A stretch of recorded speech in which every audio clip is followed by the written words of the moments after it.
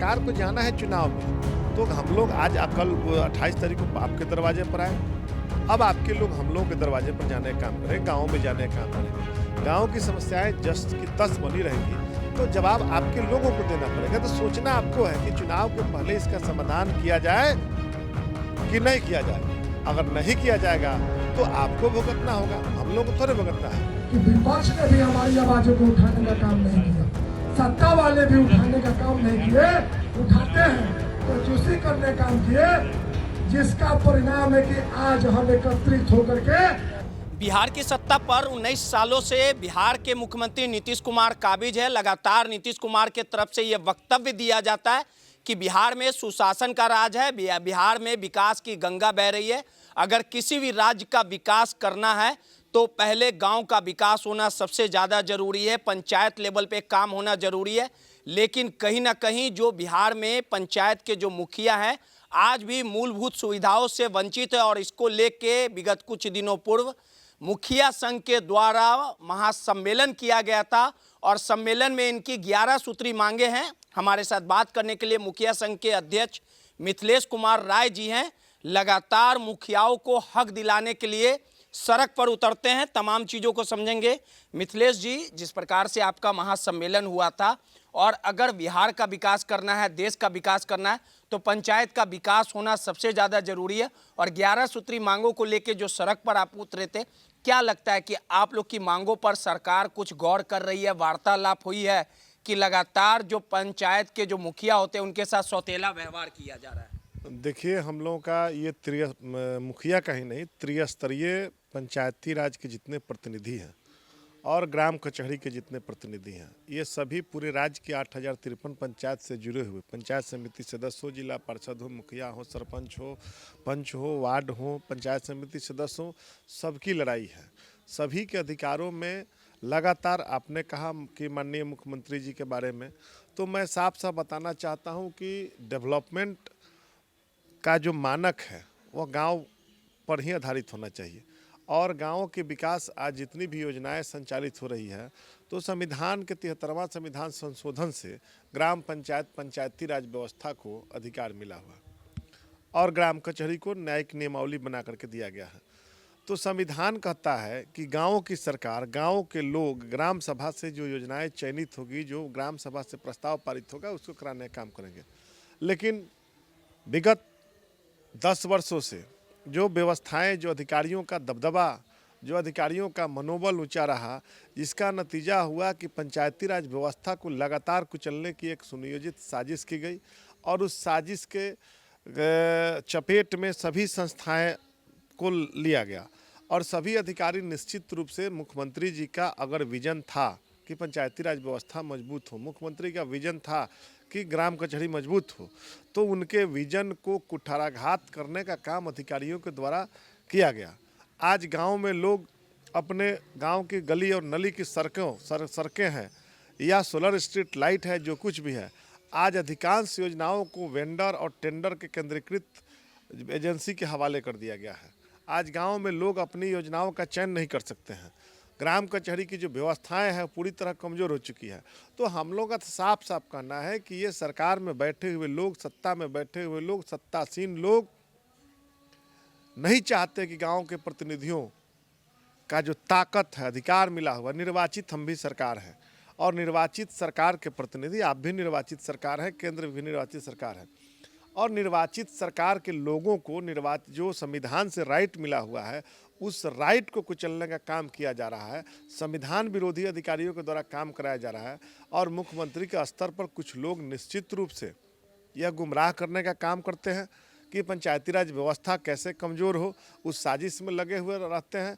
उन सभी को बताने के लिए और सभी को दिखाने के लिए, हम लोग सबको संदेश देने के लिए सत्ता में बैठे हुए लोगों को 28 जनवरी को जो हम लोगों का मिलर स्कूल में 8053 पंचायतों के पंचायत प्रतिनिधियों का महाजुटान हुआ, यह बताता है कि सत्ता और व्यवस्था से कितने पंचायत प्रतिनिधि नाराज हैं। सब अपने हक और अधिकार के लिए लड़ रहे हैं और ये हमारा आंदोलन 2 वर्षों से चल रहा है और आगे भी जब तक सरकार नहीं सुनती है, जब तक सरकार इस व्यवस्था को कमज़ोर करने वाले लोग जो बैठे हुए हैं सत्ता में, वैसे लोगों पर नकेल नहीं कसती है वैसे लोगों को इस व्यवस्था से अलग नहीं करने का काम करती है, तब तक हमारा आंदोलन चलते रहेगा। और हम लोगों का साफ साफ मानना है कि मुख्यमंत्री जी अगर गांव के विकास करना चाहते हैं तो ग्राम सभा जीवंत सभा है, और इस जीवंत सभा को किस प्रकार से मजबूत हो, जो कि आपके लोकसभा और विधानसभा से मजबूत सदन है ग्राम सभा। सीधे चुने हुए प्रतिनिधि की आवाज़ से गांव के मुखिया और निर्वाचित प्रतिनिधि काम करने का काम करते हैं। तो हमारा मानना है साफ साफ कि पंचायती राज व्यवस्था को अगर हकीकत में आपने कहा कि महिला सशक्तिकरण की बात करते हैं, तो महिलाएं कब सशक्त होगी? उनको पावर मिलेगा तब ना। आप आरक्षण दे दिए लेकिन उसको पावर नहीं मिला। जब तक पावर नहीं मिलेगा, काम करने की आज़ादी नहीं होगी, पंचायतें स्वतंत्र नहीं होगी। इसलिए हम लोग 11 सूत्री मांग को लेकर के पूरी व्यवस्था जो कमज़ोर हुई है उसको लेकर के आज गांव में सोलर स्ट्रीट लाइट का मामला है। आज बगैर लैब टेस्टिंग के solar street light, Chinese solar street light लगाने का काम किया गया। हम लोगों का तो शुरू से ही लगातार हम लोग पत्र दे रहे थे कि गांव की सोलर लाइटें नहीं जल रही है, सभी चाइनीज सोलर स्ट्रीट लाइट लगाने का काम किया गया है। आज गांव के लोग लगातार नाराज़ हैं। गांव से हर एक छोटी छोटी योजनाओं का काम आज राशन कार्ड से लेकर के और जन्म मृत्यु प्रमाण पत्र तक बनाने का जो राइट था पंचायतों को, वह छीनने का काम किया गया। तो हम लोगों का साफ साफ है, कबीर अंत्येष्टि का मामला हो या जो भी मामला है, हम लोग पंचायती राज व्यवस्था को सरकार समुचित तरीके से समीक्षा करके और पूर्ण जो स्वतंत्रता है, जो हस्तक्षेप किया जा रहा है, उसको बंद करावे। और 29 विषय जो हमारा 29 सब्जेक्ट है, उस 29 विषय पर वह जारी करे संकल्प।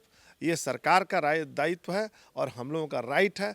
हमारा हकमारी होगा तो हम लोग बर्दाश्त नहीं करेंगे। हम लोग लगातार इसको लेकर के सड़क से लेकर के और गांव तक और जागरूकता अभियान चला करके इस इशू को, और जो बेईमान सत्ता में बैठे बेईमानी से जो व्यवस्थाएं चलाना चाहते हैं, जो मनरेगा में बेईमानी से व्यवस्थाएं चलाने का काम किया है, जिस प्रकार से मनरेगा को कमज़ोर करने की साजिश की गई है।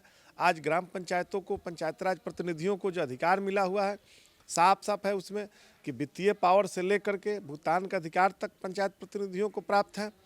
और जो जिस प्रकार से जो व्यवस्थाएं रची गई, जिसमें अनुबंध कर्मियों को वेतन, अनुबंध कर्मियों से भुगतान कराने का आदेश जारी किया गया, जो कि सरासर गलत है। पंचायतों के द्वारा पंचायत सरकारी कर्मियों के माध्यम से होता था। पंचायत लेवल का काम प्रखंड लेवल पर कराया जाता है। आज प्रखंड से लेकर के जिला परिषद तक सभी व्यवस्थाएं चरमरा चुकी है।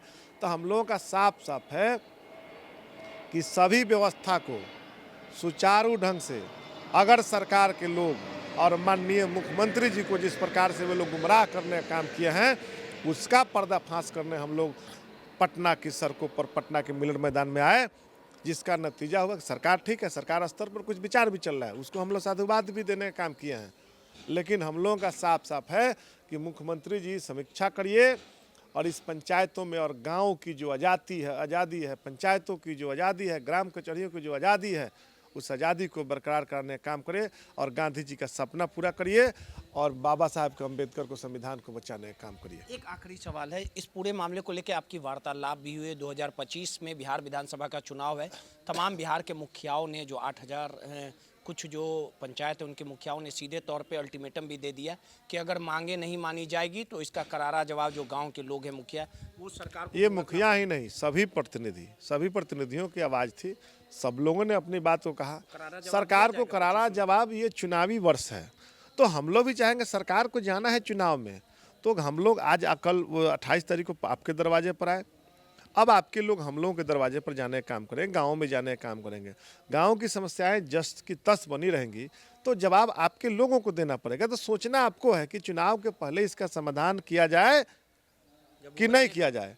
अगर नहीं किया जाएगा तो आपको भुगतना होगा, हम लोगों को थोड़े भुगतना है। चलिए, मुखिया संघ के अध्यक्ष थे मिथिलेश कुमार राय, कहीं ना कहीं लगातार जनता की और गांव के लोगों की समस्याओं को लेकर फ्रंट पे रहते हैं और इन्होंने सीधे तौर पे कहा है कि अगर हमारी समस्याओं को दूर नहीं किया जाएगा तो आने वाले 2025 में चुनावी साल है, इसका भुगतान सरकार को भुगतना पड़ेगा और करारा जवाब दिया जाएगा। सहयोगी अनिल के साथ रोहित यादव, 10 मिनट, पटना।